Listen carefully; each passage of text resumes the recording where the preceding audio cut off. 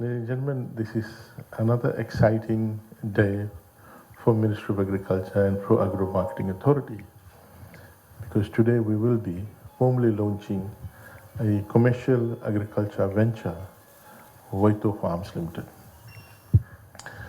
Ladies and gentlemen, agriculture over the last 2 decades was relegated as a secondary industry, secondary sector in Fiji. But if you look at any developing countries, small states developing countries in the Caribbean region, in the small states African region, and the Pacific, you will see that even though initially agriculture was the backbone of that economy, whether it's Mauritius or Trinidad, Jamaica, or the small states African region, like the fastest growing economy is Uganda now in African region, the fastest growing economy. Look at Pacific. Even though there's a transition normal, as any textbook economics will tell you, agriculture, then commercial, industrial, then service. But then the comparative advantage for small island states lies in agriculture sector. Because as developed countries have grown, they've moved with the resources, people also towards industrial, commercial and service sector. So what had happened when people moved in the large developed countries from agriculture to industrial, commercial and service, then with that, land also moved. Land also moved to, in these countries like Australia, New Zealand, America, land also moved because they noted that returns in those countries to non-ag sector was much higher. So whenever you find any area, location, any sector, returns are higher, then resources will follow to that within a country. Similarly, if you take the entire globe, you find any region where returns are higher, then capital and resources will come to that particular region. So, given that particular scenario in developed countries, then what has happened, it opens up room for agriculture growth, production and supply from less developed countries to these countries. And that is where we have a competitive advantage because we got good quality fertile land. We can grow crops year round. Our unit costs are low. Water is in abundance. Simple. Therein lies the strategic advantage vis-a-vis other countries, more developed countries. They can't grow crops year round because they've got distinct winter. These kind of tropical crops can't grow. Water is very expensive. Soil conditions vary. Unit costs are much higher. Much higher.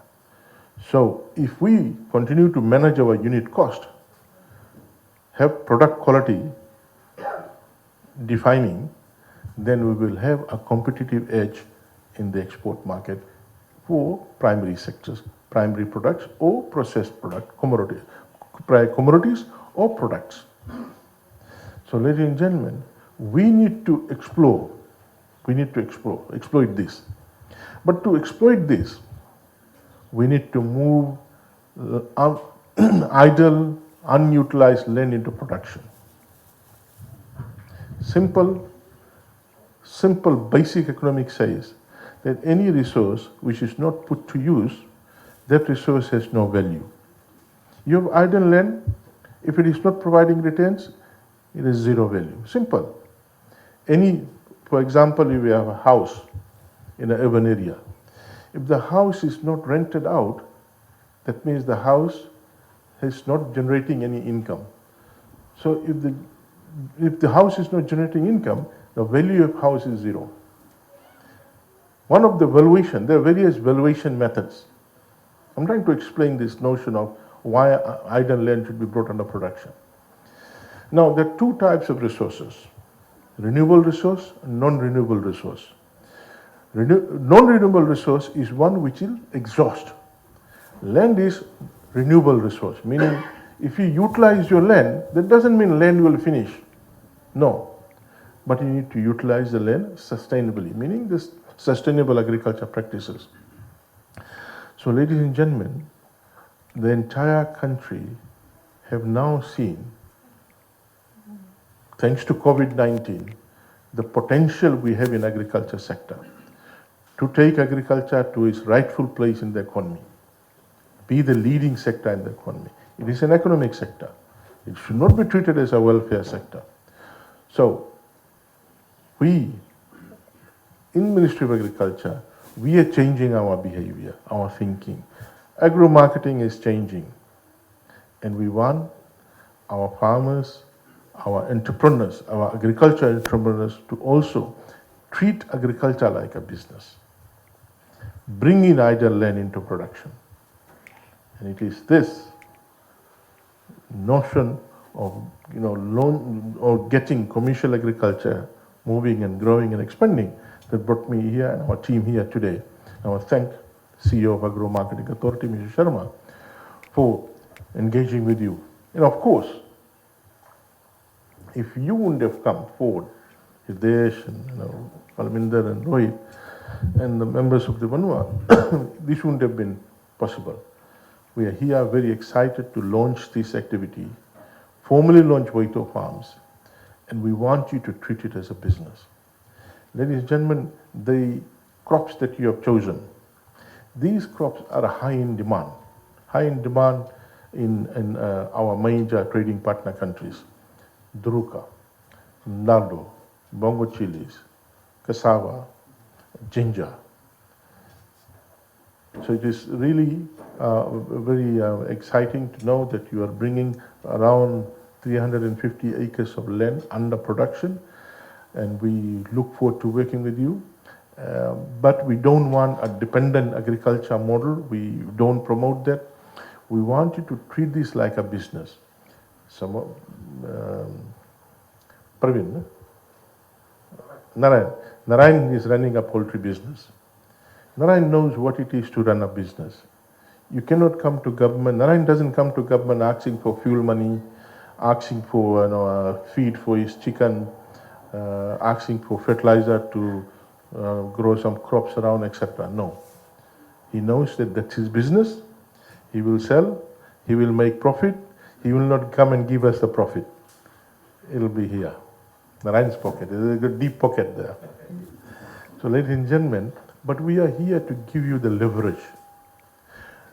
What is the most important concern that any farmer, any agriculture entrepreneur, or any business has? The most important concern of that is whether they will be able to sell their product or not. Now, for Narayan, he raises a chicken. From day one, he invests in that. All the money is tied up, all his savings is tied up. His worry every week as the chicken grows up, his worry is, when this chicken grows, will I be able to sell? Will there be market for it? Now that worry of yours has been taken over by Agro Marketing Authority. And we want to assure all commercial farmers in this country, the Agro Marketing Authority and the other exporters, we will get together and we are coming to you to sign up, if you want to sign up with us, with a base price, saying we will buy all. That single concern of any agricultural enterprise is the defining concern. And it is slightly different from manufacturing sector, industrial sector, because they can keep their product for a year or 2 years. For example, if someone manufactures blocks, I take this terminology from construction sector because there's some construction happening at my place. They can keep the block for 1 year, 6 months, 1.5 years. Someone is manufacturing pencils or pen or exercise book, that some stationery. They can keep it, they can store it.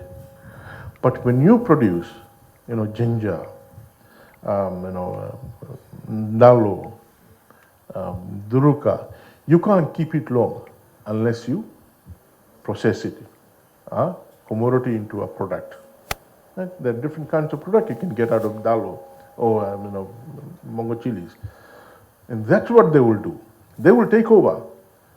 They will take over your risk, and they will then see how they can convert it, whether there's a market or not.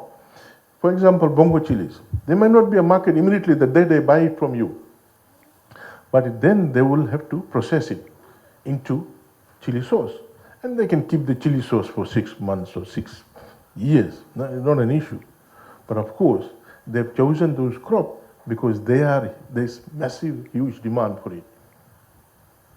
And these are high value crops, which means you will get good price. Now, over time, as they establish, they'll revise the price and get you higher price. You need to demonstrate quality, you need to demonstrate consistency, you need to demonstrate volume, so they can get into the higher price. Now, one way of also assisting us to get into a premium price market is you going organic. As you know, PS, myself, Kadir there, we are working on developing a poultry manure based organic compost, which we will distribute throughout the country. It will contain nutrient enhancing bacteria. We will be launching that. We have started work in developing the site now in Nagua, and we'll be taking over all the poultry manure. So we will take over someone else's leftover material, which they are having difficulty in discarding, and we will convert it into a usable resource.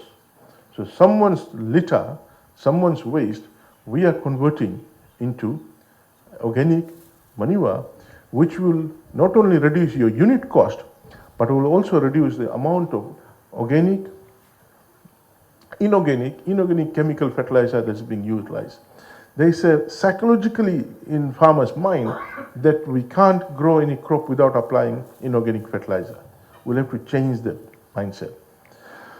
So very soon, maybe in 2-3 months' time, we will be giving out those fertilizer to every farmer in this country in small amounts. What we will do, we will ask you to have your own compost pit. So you take this and mix it with that. So the bacteria will multiply, and then you can put it in an entire farm. So all of you. So in this side, Narayan has promised to give all his poultry manure free to us, and we will convert it into poultry organic manure. Let us get the Nabua one up and running. Ladies and gentlemen, it's my pleasure today to officially launch Waito Farms, and I look forward to coming here again, of course in the middle, but during the harvest time, where we will be handing over the check for your first harvest. And this should become a model farm for other landowners, landowning units throughout Fiji.